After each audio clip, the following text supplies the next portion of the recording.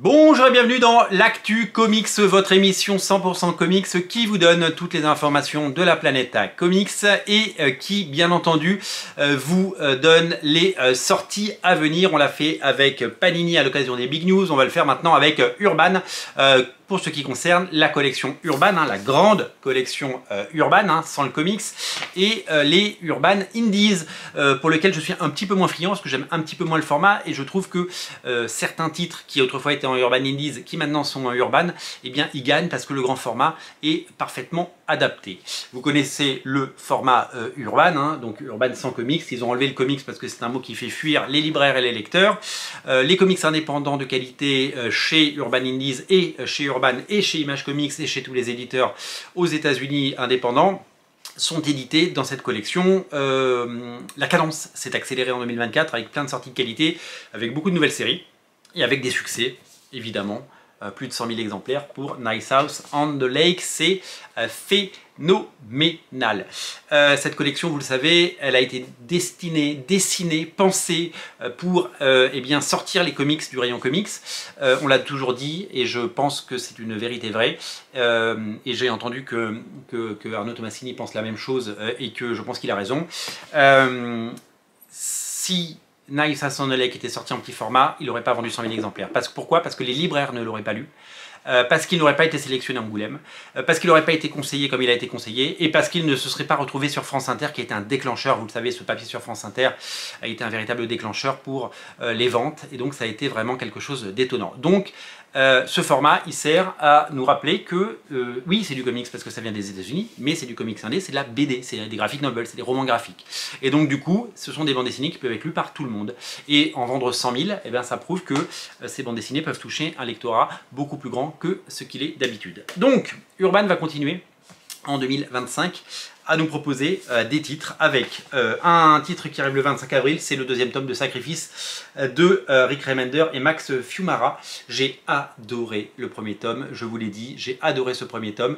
C'est vraiment un titre exceptionnel que je vous recommande chaudement si ce n'est pas déjà fait.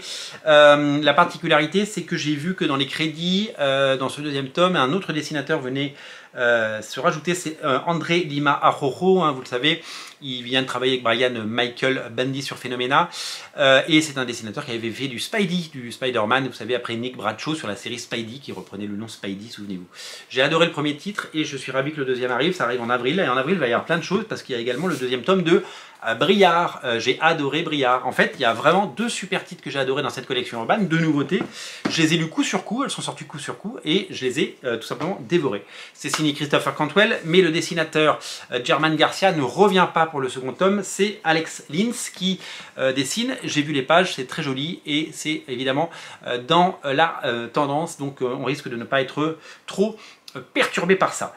On a parlé de Nice House on the Lake, le premier tome est sorti, il a cartonné, il s'est vendu à 100 000 exemplaires, le deuxième tome est juste derrière, il cartonne également. Il y a un troisième tome qui n'est pas un troisième tome qui arrive en avril également, puisque la nouvelle série en 12 parties, donc qui fera 2 tomes également, qui s'appelle Nice House by the Sea, donc là c'était la Nice House on the Lake, donc la jolie maison au bord du lac, et ça va être la deuxième série, ça va être Nice House by the Sea. Les premiers épisodes sont déjà sortis aux États-Unis, j'ai rien lu pour tout vous dire, mais j'espère que Urban va mettre les petits plats dans les grands pour faire du bruit autour de cette série et que le succès sera au rendez-vous, parce que d'abord ça va faire un autre succès pour un comics indépendant, ça va faire un succès pour Urban, et puis on est toujours content quand il y a des succès, et puis ça va faire venir et revenir des gens en librairie, et ce sera bien pour les libraires, et ça c'est cool. Dernier titre à ne pas rater, ce sera en mars, c'est le deuxième tome, et il y en aura 5 de 100 Bullets, 100 bullets comme on dit en France, de Brian Azzarello et Eduardo Risso.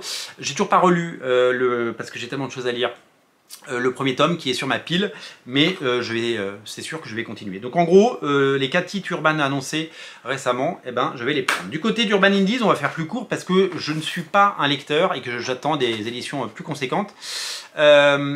Concernant James Tynion Ford, l'auteur de Nice House on the Lake, ses autres séries vont voir leur suite arriver avec le Department of Truth tome 5, mais aussi le 8e tome de Something is Killing the Children et le 2e tome de World je sais pas comment on dit, Trade 33, et qui arrive en mars.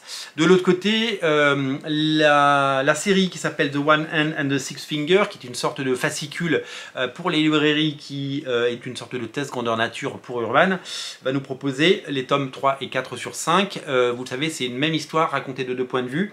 Et à chaque fois, donc il y a un numéro avec un point de vue, un numéro avec l'autre, et donc les 2 numéros sortent en même temps, et puis après ça fera certainement l'objet d'albums qui sortiront bien entendu plus tard. Voilà pour les sorties Urban Indies. Moi je me réjouis que 2025 soit placé une nouvelle fois sous le signe des Urban grand format, puisque j'adore cette collection. Je dois posséder, je pense, pas loin de 80% de ce qui est sorti. J'en ai vendu quelques-uns qui m'ont pas passionné. Il y en a certains qui m'ont pas, voilà, que j'ai pas gardé parce que vraiment Horizon Oblique par exemple, j'ai pas accroché à Horizon Oblique, mais je crois que je suis pas le seul. Mais par contre, quand on parle de Briard ou de Sacrifice, Mamma Mia, je peux vous dire que c'est une régalade et que c'est un titre qui, évidemment, a su conquérir mon cœur et qui m'a tout simplement passionné. Voilà, voilà. Merci à tous d'avoir regardé ce Actu Comics. Je suis toujours voilà, assez passionné par ces émissions parce que j'adore les faire et vous communiquer eh bien, au jour le jour les actus qui nous viennent de la planète comics, et j'essaie de faire des choix et de sélectionner les meilleures infos qui vous passionneront. Dès qu'on parle d'Urban, dès qu'on parle de Batman, dès qu'on parle de l'univers Ultimate, dès qu'on parle de ces choses-là, il y a toujours un engouement, et merci d'être aussi nombreux. Pour ne rater aucune Actu Comics en 2025, une seule chose à faire, abonnez-vous. Merci à tous, merci à vous. L'Actu Comics pendant les vacances va se mettre en semi-pause puisque j'ai programmé bon nombre d'émissions de la série les 100 meilleurs comics de l'histoire, puisque vous me l'avez réclamé et que vous savez c'est un format qui revient pendant les vacances et où je traiterai un petit peu moins d'actu comics, mais on se retrouvera fin décembre, début janvier pour reparler comics, le temps de se reposer un petit peu en famille et de passer du bon temps. Je vous souhaite de belles fêtes et on se retrouve dès midi puisqu'il y aura une émission et qu'il y en aura une ce soir, un page à page. Énormément d'émissions sont programmées dans les prochains jours, 3 par jour. C'est évidemment le rythme sur Radio Comics. Merci à tous, merci à vous, je vous dis à très bientôt et je vous invite à vous abonner pour ne rater aucune de ces émissions en 2025. Rejoignez la grande famille Radio Comics. Salut!